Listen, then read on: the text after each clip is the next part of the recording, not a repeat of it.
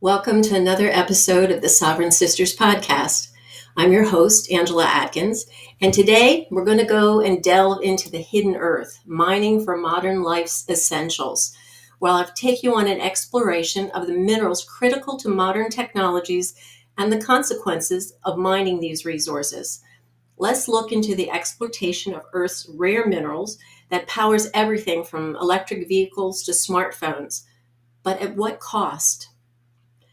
While these minerals are essential for powering our tech-driven world, they are often sourced in ways that exploit both the environment and vulnerable communities. So let's examine what these minerals are, where they come from, and the ethical dilemmas surrounding their extraction. So the backbone of modern technology are lithium-ion batteries. They're everywhere. They're in your smartphones, electric cars, and the so-called renewable energy storage. But what are the key minerals powering these batteries? Well, lithium is the core material, and it's mined in areas such as South America's Lithium Triangle, Chile, Argentina, and Bolivia. It's also mined in Australia. But as we discussed last week, there is a rich deposit of lithium in Kings Mountain, North Carolina, where the devastation of Hurricane Helene has displaced the residents and much of the area and the surrounding areas. And as you may recall, Piedmont Lithium finally secured a statewide approved mining permit. So is that money over mankind? Now, there are other minerals that go into modern technology, such as nickel. That helps improve battery capacity, where the top producers are places like Indonesia and Russia. And there are other natural elements like manganese, graphite, aluminum, and copper, and they all support boosting battery stability and electrical conductivity. But many of these minerals are mined under conditions that exploit local communities, especially in regions like the Democratic Republic of Congo, where miners work for little pay in hazardous environments. Human rights concerns abound, from child labor to environmental degradation. So another one is cobalt, one of the minerals that is most sourced from the Democratic Republic of Congo, where mining conditions are notoriously harsh. To illustrate this point, I want to show you a couple of videos that are quite shocking to our Western society, where we can't imagine these kinds of working conditions. Get away from evil. Everybody say, no Congo, no fun. All my people sing, no Congo, no fun. Yeah, we cry every day, no Congo, no fun. All my people say, no Congo, no fun. Everybody say, no Congo, no fun. All my people sing, no Congo, no fun. Yeah, we cry every day, no Congo, no fun. All my people say, no Congo, no fun. Crying every day, they be crying every day. All my people, they're hungry, they're crying, my Lord, can you hear me sing? What more can I say? They be what? Can you imagine sending your own child to work in such area? That's not something we as Americans or we in the Western world think of. But the mining goes on, and we mine rare earth minerals for microprocessors, chips, and other electronics. And they're computer chips and microprocessors in all of your devices, and they use these minerals. So when next time you pick up your phone, think about that. When you're just scrolling through, think about where these minerals come from, and these children and adults who are working in these horrible conditions. Now, silicon is another one of these elements, and it's the absolute foundation for all these chips derived from sand. You may also remember from last week that Spruce Pine, North Carolina was the one place in the world that produces silicon or silica sand pure enough for the crucibles to melt the silicon ingots. It was like 11 nines pure. To make those silicon wafers that make the chips that go in your phone, in your computer, and basically anything that has a semiconductor. So it's not just these some of these elements. There are a lot around the world that need to be mined. There's copper and gold and silver. They all work within these chips. And then there's things like tungsten and tin that solder the materials together and are used in transistors. There are rare earth elements that are vital for producing these high-tech components, each with a unique magnetic or optical properties. But many of those are sourced in China. Can you consider the conditions there also? So, like lithium batteries, many minerals and electronics are mined in regions with poor labor practices. For example, cobalt in the smartphones often come from artesian miners in conflict zones. And I wanted to bring that word up because this is from the Foundation for Economic Education. As we were talking about in the Democratic Republic of Congo, these artisanal miners, or they've been called freelance workers, who work in extremely dangerous places with rigorous labor for just the equivalent of just a few dollars a day. But in reality, they really are modern day slaves. They work in these extremely dangerous conditions to mine cobalt and nickel elements that are crucial in production of these batteries that we see in electric cars like Teslas or Fords or VWs.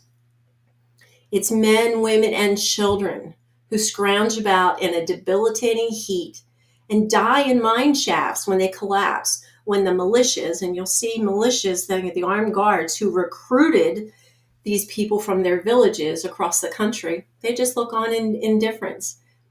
At best, these are indentured servants who are paid $1 or $2 a day for their grueling work. I want to show you another video of the serious danger that these people work in every single day.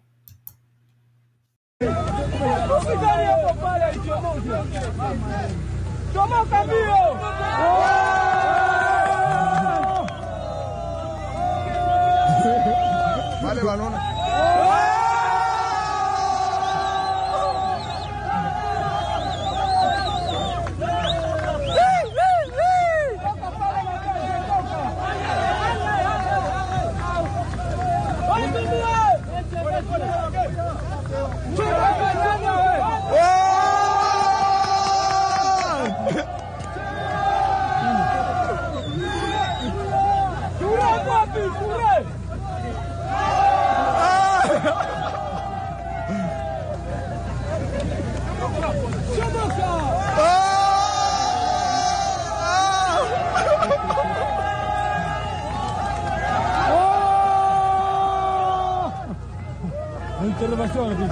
Vraiment.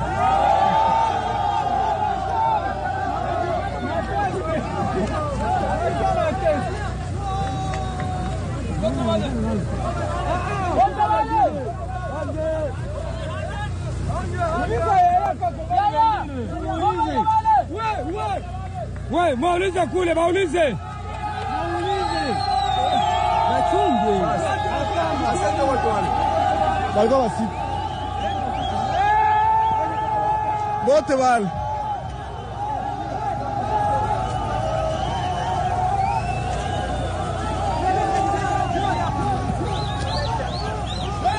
Hakuna wengine.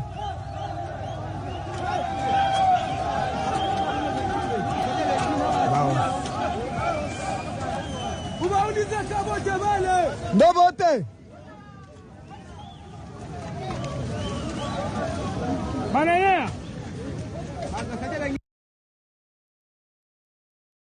You imagine working in such conditions where in the mine there's a sudden landslide and you're caught unaware and you have to rely on the people outside to dig you out.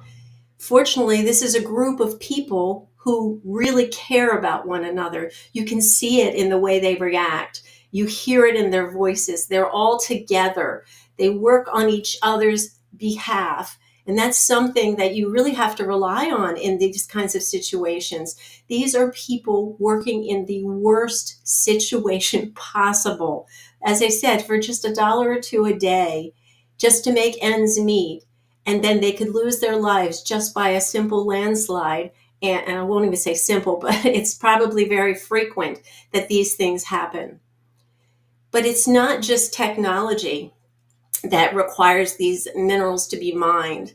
There are minerals in all sorts of other industries, such as construction. They need iron ore for steel, sand for concrete, or limestone for cement. Also in energy, they need uranium for nuclear energy, and they need other rare earth minerals for wind turbines and solar panels. Even in healthcare, lithium is used in medication, while you'll find gold and platinum found in medical devices. So all of these things have to be extracted from the earth. And when you extract them, it disrupts the local ecosystem. It affects the water quality. It can be something that destroys wildlife or severely diminishes the wildlife. And of course, it can damage the health of nearby communities. When we see the impacts from our own Nevada's lithium fields to the Coquina rock mines in Florida, these communities are actively fighting against the efforts due to health and environmental concerns. So the silica dust that's found in the Coquina rock in Florida contains a carcinogen, which can cause lung cancer. Using something called a Stokes law for fluid particle forces, just a 5-micron particle, just a speck of silica dust can travel up to 9 miles in a moderate wind speed of 12.4 miles per hour. This could lead to far-reaching consequences for neighboring communities and even schools. So in November of 2022, the resident of St. Lucie County, Florida, opposed a Coquina rock mine that threatened their way of life. This was an 80-acre mine. It was a total of 164 acres with buffer, so quite a large area, where they planned to dig down 50 feet and haul out 500,000 tons of fill dirt and coquina rock every year for 7 to 10 years, simply by applying for a conditional use permit to dig in an agricultural zoning district. Do you see how that doesn't mesh with how the people live? You're digging in a land that is mainly farming areas or other types of growth areas, and you're using it to dig for these rare earth minerals for electronics. Now, one of the primary concerns for those residents was that the mining would impact their wetlands, again, the wildlife, and the local water resources. Now, remember, mining lithium takes a lot of water, and they had a particular aquifer nearby and several bodies of water which would be affected. But fortunately, the residents of St. Lucie County has so far successfully taken steps to halt the Coquina rock mining in some areas, though the situation has involved a series of legal battles, and it's a very strong community effort over a long time. While some mining activities may still be taking place in regulated areas, don't know how widespread that is, this community has been able to significantly limit the extent of the Coquina rock mining in certain regions of St. Lucie County. Their successes have come through a combination of grassroots activism, legal battles, and local government interventions to protect those environmentally sensitive areas. Overall, the residents have been quite effective in their efforts to protect the environment and limit the expansion of this Coquina rock mining in St. Lucie County. However, it's going to take ongoing vigilance and regulatory enforcement to maintain these protections. And like I've said before, this is the type of effort that requires a community to come together, and that includes the community leaders. So, hats off to those who are in the community leadership that are helping this St. Lucie County residents. So where in the world are these mining activities happening? Well, let's take a look at a major regions around the world. So as we talked before about the lithium triangle in South America, that's Chile, Argentina, and Bolivia, they have lithium brine deposits. And that country has a significant portion of the world's lithium reserve. So it's a hub for lithium extraction, but there are environmental concerns about water, and that issue is continuing to rise. Now, Australia is a leading producer of lithium, but it's mostly the spodumene ore. So it's a different form, but it's still a concern. Now, China is also a significant player in lithium production, but it's also the world's top producer of rare earth elements, crucial for electronics and renewable energy technologies. So again, go back to thinking about how the people who are mining these are being treated, how their work conditions are. China's not known for, the best treatment of their workers. And again, in the Congo, in that Dominican Republic of the Congo, they have vast cobalt mines, and we saw it in the videos. The miners work under oppressive conditions. But in the US, we have areas like Nevada and North Carolina. They're seeing growing efforts to tap into the lithium and rare earth reserves. There's Silver Peak Mine in Nevada is the only currently active lithium mine in the US, and it's operated by Albemarle Corporation. Albemarle is a name that keeps popping up, and we'll talk about it a little bit. Add to all of this, there is geopolitical tension in Ukraine.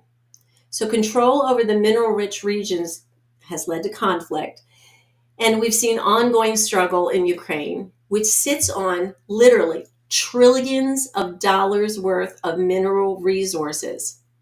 These vast resources make Ukraine an attractive and strategically important country, particularly as the world transitions to renewable energy, whatever they want to call it, and increases its reliance on these critical minerals for technology. So MJ Truth posted a video of Lindsey Graham on Face the Nation where he unveils the true intent of the proxy war in Ukraine. One sec.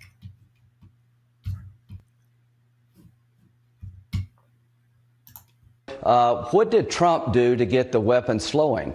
He created a loan system. They're sitting on $10 to $12 trillion of critical minerals in Ukraine. They could be the richest country in all of Europe. I don't want to give that money and those assets to Putin to share with China. If we help Ukraine now, they can become the best business partner we ever dreamed of. That $10 to $12 trillion of critical mineral assets could be used by Ukraine and the West, not given to Putin and China. This is a very big deal how Ukraine ends. Let's help them win a war we can't afford to lose. Let's find a solution to this war. But they're sitting on a gold mine to give Putin $10 or $12 trillion of critical minerals that he will share with China is ridiculous.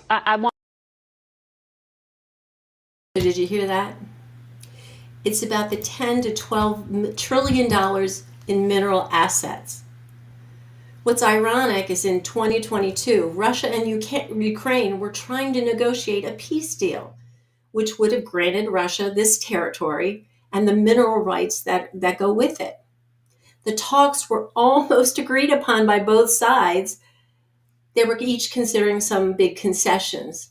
That is, until the United States stepped in and effed up the whole deal. As MJ Truth says, countless lives and generations lost for greed, for power, for nothing, for a bunch of damn rocks. That's true. That's what it's all about. So let's go back and put a spotlight on this Albemarle Corporation. They're one of the giants behind the industry. Albemarle is one of the world's largest producers of lithium. It's got global reach. So they have operations in Chile, Australia, and of course in the US. Now the Silver Peak mine I spoke about in Nevada is the only currently active lithium mine right now in the US. It's also operated by Albemarle Corporation. It extracts lithium from its brine deposits that are located in Clayton Valley, Nevada. This is one of the few sites where lithium is extracted in North America. But remember, they have plans to reactivate Kings Mountain in North Carolina. So they're looking to mine lithium there also. So I say keep an eye on Nevada because there are other mining areas. But Nevada is one of the hubs there. There's Thacker Pass Project in Nevada. It's one of the largest known lithium deposits in the US, and it's being developed by the Lithium Americas Corporation. The Thacker Pass project is expected to be a significant source of lithium in the future once it's fully operational. So I say keep an eye on this area because the residents and local groups have had some significant opposition to the lithium mining project there. Again, these are environmental, cultural, and social concerns. One of the key concerns, again, is water usage for the process. Remember, these mining projects take tremendous amounts of water. It can not only deplete the water, but it can also contaminate water resources. And lithium mining, particularly in arid regions like Nevada, will require even more amounts of water, which will put a strain on the local water supplies. Now, you have to remember that people are opposed. If the government sides with corporations, which we've seen in the past, who knows what can happen? We've seen things happen in North Carolina. Could it happen in Nevada too? But these things also affect cultural and indigenous rights. The Paiute Shoshone tribe cite that the area around Thacker Pass is a sacred land. They argue that the site is of historical significance, where their ancestors were killed in an 1865 massacre by U.S. soldiers. The tribes have filed lawsuits and staged protests to stop the development. Knowing how the U.S. government has treated indigenous people in the past, I have great concern that this may not go well for them. Additionally, the mining project will have irreparable damage on cultural heritage sites, their burial grounds, their traditional land uses, including local ranches and farms that, due to the depletion of water resources and the degradation of agricultural land, will completely decimate the area. But despite this opposition, the Thacker Pass lithium mine project, operated by Lithium Americas Corp. I'm trying to give you these names so when you hear them in the news, you know exactly who they are and what they're doing. They have received permits and approvals from the federal and state agencies, including the Bureau of Land Management. We talked about that a long time ago. It gets lots of money, but what are they doing? But there's still ongoing lawsuits, and they may have impact on the project's timeline. Don't know if it'll stop it, but it may slow it down. So these local communities are often on the front lines. They're resisting mining projects that threaten their way of life. Now, this didn't go well for those in Asheville, North Carolina, but others are still fighting the battles. Now, in St. Lucie, Florida, the Coquina Rock Mine still poses a threat to the local ecosystem and the potential health risks from the silica dust and the environmental degradation. So their battle goes on. They're not giving up. They are still fighting it. And then there's Idaho's cobalt mines. As the U.S. seeks to expand domestic mining, local farmers are being denied water in order to prioritize cobalt mining. Again, this raises concerns about agricultural sustainability and how corporate influences are on these resources. So I want you to listen to Matt Kim, who posted this on X, and it's about what's happening in Idaho and the reasons behind it. Do you wonder where all the Ukraine money is going? Well, it looks like we've started a thread to pull. Idaho is trying to shut off water to 500,000 acres of farmland, 781 miles. But there's been plenty of rain this spring, so that's not it. They say it's due to water reserves underground, that it's projected to deplete at a too fast of a rate to preserve water supply. They need to shut off the water to 500,000 acres of Idaho farmland. But, the Continuing Appropriations and Ukraine Supplemental Appropriations Act of 2023 approved $4.5 billion for direct financial support to the government of Ukraine, or so they said. Jervois Global Limited enters an agreement for $15 million for information on drilling at its Idaho Cobalt mine, utilizing funds from the additional Ukraine Supplemental Appropriations Act. Why is money for direct financial support for the government of Ukraine being rerouted by the Department of Defense to a cobalt mine in Idaho? Cobalt used in batteries for your phones, computers, electric cars. There are countless valuable usages for cobalt. Any side effects of cobalt we should be aware of, considering we use it in everything? Cobalt exposure triggers impairments in cognitive and anxiety-like behaviors, brain oxidative stress, and inflammation. And do you know what's a necessary component of cobalt mining in mass? Guessed it, water. Lots of water. On May 31st, 2024, Idaho Department of Water announced shutting off water to 500,000 acres of farmland. June 21st, 2024, Jervois Cobalt mine can start drilling 24 hours a day, 7 days a week. Idaho is shutting off water due to a shortage at the same time the Cobalt mine is set to start operating 24/7.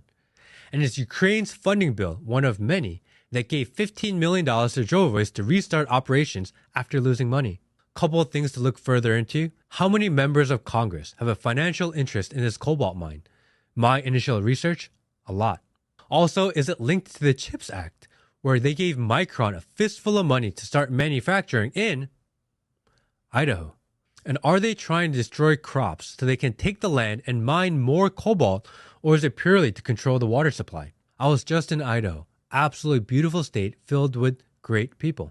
And the government shows up with the government gun and forces their will. Again, maybe it's just a coincidence and I'm just a conspiracy theorist.